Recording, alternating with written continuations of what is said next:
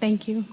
I've wanted to talk with you for a long time, and I noticed after I've been listening to you for probably 15 years, but I started hearing what sounds like voices of my own that sound like Sure, a translation of a vibration into a voice. Yes. Into and a dialogue. Sometimes because Esther has been such a good model, it even sounds like your voice. It's logical that it would, because you equate one with the other. Yes. Yeah. So as it's evolved, and I've come to trust it somewhat, I still don't always trust it completely. And it doesn't always sound like Esther's voice, just sometimes. So what I was wondering is, when I'm meditating, which I enjoy so much, and I know you've said, like, watch the movie and let it go, which I do, there's a part of me that just wants to capture it all. I want to document it. I want to write down everything that I hear, everything that I experience. There's a little shortage consciousness in that. Right. A less shortage consciousness would go like, it's flowing, it always will, I now understand it, whatever I want, whenever I want it. I've opened this, I can calibrate to it. Sometimes I'm better calibrated than others. Just let it evolve for the pleasure of it. We said to Jerry and Esther in the early days, because Jerry was determined to record every word that came out of Esther's mouth, and did. There is a hanger full of recordings. And then we said to them one day, you will need another lifetime to listen to these. And they thought we were kidding, and now they know we were not kidding. The whole point of all of this is, if you think in terms, this is good, especially in the context of this conversation here today, every time you do that, think of it as an opportunity for calibration. It's like the guitarist is going to tune her guitar, and she's going to enjoy this song, but she does not feel a need to capture every note that she plays. You see what we're getting at? It's a wonderful thing to enjoy every note that she plays.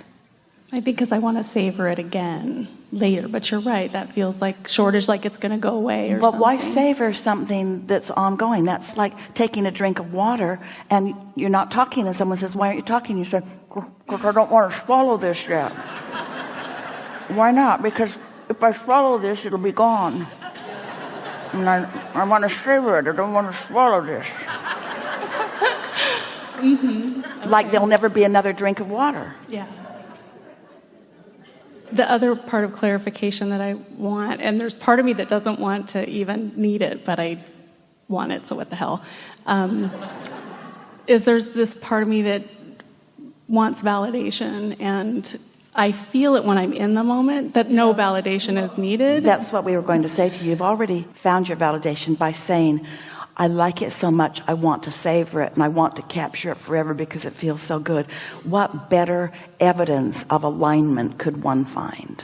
I don't know. So why does the want continue? Because you're a human. Oh. Because you are somewhat still oriented toward needing validation. But you see, you bring to us the exact point that we started with and that we care most about making all day. You want other humans to high-five you when you're being high-fived by your source with the thrill. And so why look for the other validation? Well, because I've looked for it all of my life. That's what humans do. We get good at things so that other people can look at us and say, oh, you're really good at that. And we say, there's nothing wrong with that. We're not wanting you to hold back and not shine. We want you to carry on and kick your feet high and feel glorious about life. And we love it when others are thrilled when they see you do it. But we want the main reason to be, it just feels so good to me when I hook up with Source and kick up my heels. So the sound of the voice, for lack of a better word, changes. Sometimes it has a masculine sense, sometimes feminine, sometimes group. And I wonder what that is. We like that because what that means is you understand that it's a stream of consciousness and that there are many voices in this family of teachers that you're tapping into. And different questions that you care about could be eliciting different resources. So is there a feeling of that validates it within, that makes it that I can be sure. I know when I reread the words later that they're clearly not mine, and I feel very confident about that. That might also be part of why I like writing it down, because in the moment it doesn't seem very important. Well, they are your words. They are your words because you've translated a vibration into those words. And this is a process whereby you're getting better and better and better at that. But the main point to focus on is not the words that you are interpreting. It's the vibration that you have discovered. It's the vibration that you've calibrated to. That's what you want to celebrate. For most people, they'll calibrate to this vibration, and the only explanation or validation of that calibration that will come to them will be in the form of emotion. That's enough. But sometimes those like you or those like Esther, when the emotion is present, want to put words around the emotion.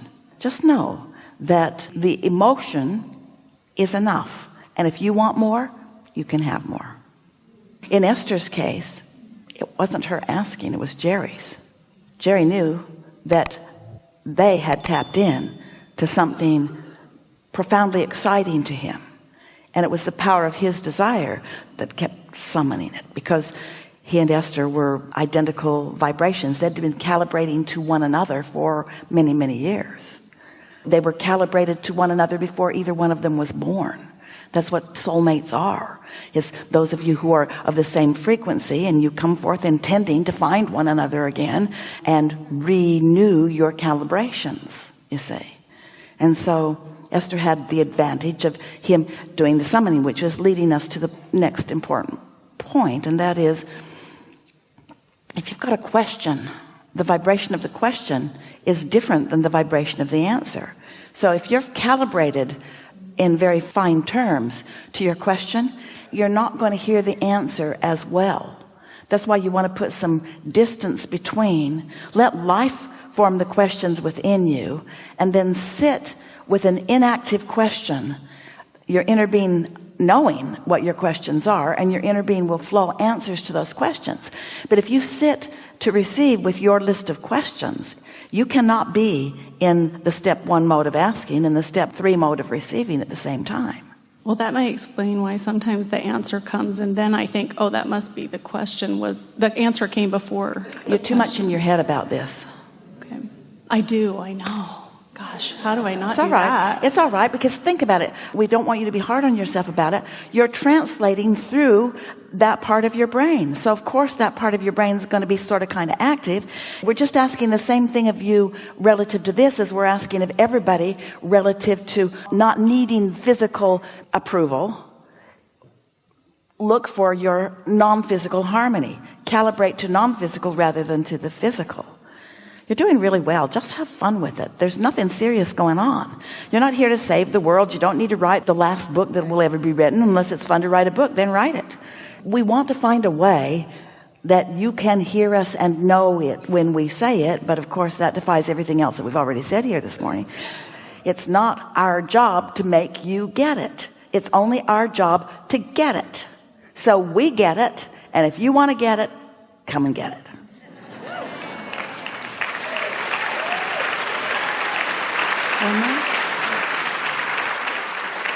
I feel so good in those moments, and usually the voice will kind of release me, like almost like, you know, we're adjourned sort of, and I don't want to leave.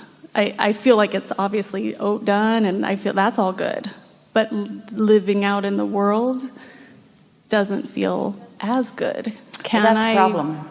Yeah, can I make that my whole world feel that good? Yeah, but then you'll croak. Okay. That's what it feels like to croak. Oh. I like this so much, I don't want any more of this. That's fine. Come on, we're having a good time over here. Okay.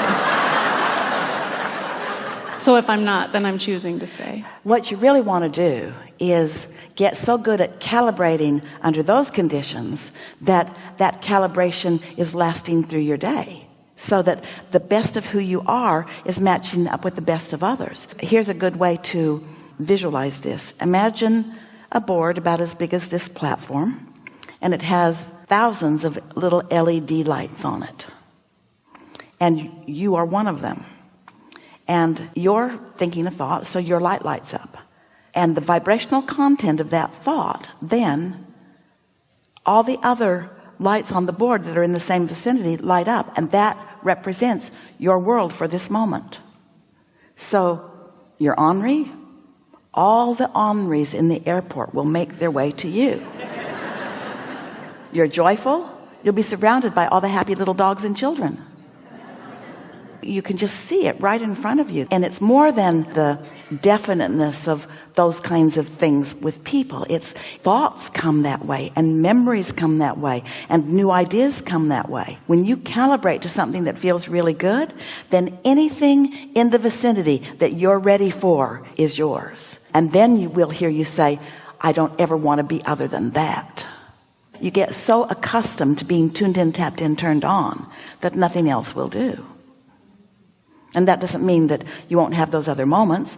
You will. You'll have a lot of them. But what it will do is amplify your awareness of what you really want. And there's nothing wrong with stepping back into those moments where life causes you to ask for more.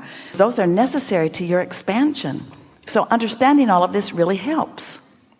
No one said to you, go forth and only be in step 3. Go forth and have at it and ask questions and live some life that makes you know that you want more. The evolution of all things is what will always be. There is no regression. There is only more. And humans don't adjust to that inevitability very well. Esther moved into a house that's really different from the house she was in before. Very different in terms of style.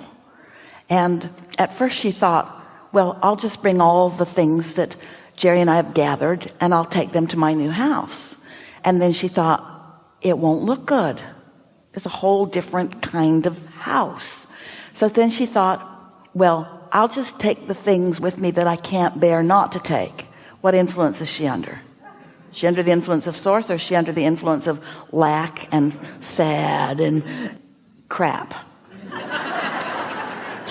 So she gave a lot of it away happily. It was so fun to watch it go to different places.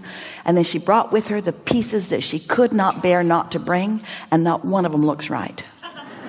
Every one of them is wrong. Every piece she dragged from the past into her new present is wrong. It sticks out like a sore thumb. Let me go.